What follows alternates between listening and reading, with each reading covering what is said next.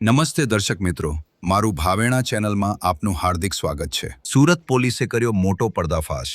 Press મીડિયાની આડમાં કરોડોની છેતરપિંડીના આરોપીની કરી ધરપકડ।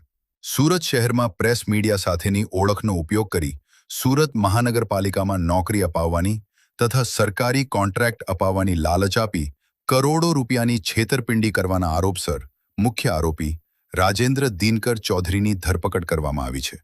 સુરત ઇકોસેલ દ્વારા વધુ તપાસ હાથ ધરવામાં આવી છે। અહેવાલ ફરિયાદી શ્રી ચંદ્રકાંતભાઈ નિકુમ દ્વારા ઇકોસેલમાં ફરિયાદ આપવામાં આવેલી।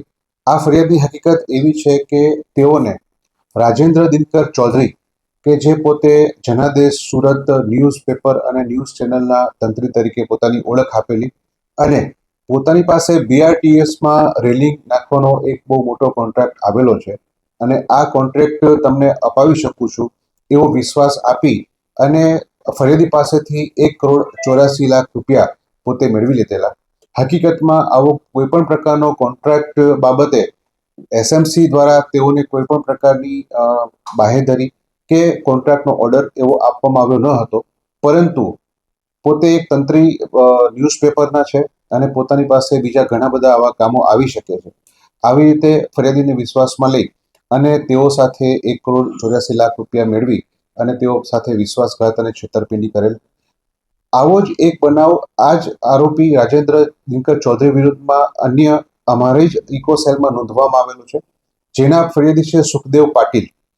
આ ફરિયાદીને હાલના આરોપીએ એવો વિશ્વાસ આપેલો કે મ્યુનિસિપલ કોર્પોરેશનમાં ઘણી બધી નોકરીઓની જાહેરાત બહાર પડવાની છે અને આ નોકરી જો તમારે મેળવવી હોય તો હું તમને અપાવી શકું છું, એવો વિશ્વાસ આપી એને લાલચ આપી તેને પોતે એક વ્યક્તિ દીઠ તમારે ઓછામાં ઓછા 15 લાખ રૂપિયા ખર્ચ કરવા પડશે આવી વાત કરી અને ફરિયાદી સુખદેવ પાટીલ પાસેથી 2 કરોડ ઉપરાંતની રકમ મેળવી લઈ તેઓ સાથે વિશ્વાસઘાત અને છેતરપિંડી કરેલ।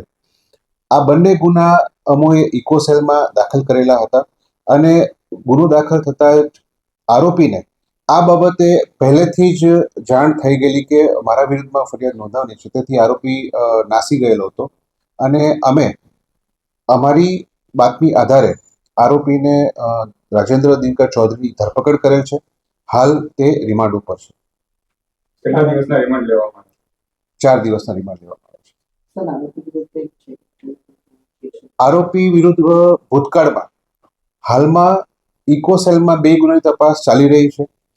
એના સિવાય એક ગુનો અડાજણ પોલીસ સ્ટેશનમાં 2019ની સાલમાં છેતરપિંડીનો દાખલ કરવામાં આવેલો છે અને 8 ગુના નેગોશિયેબલ ઇન્સ્ટ્રુમેન્ટ એક્ટની કલમ 138 મુજબ ચેક બાઉન્સના પણ કોર્ટમાં ચાલુ છે।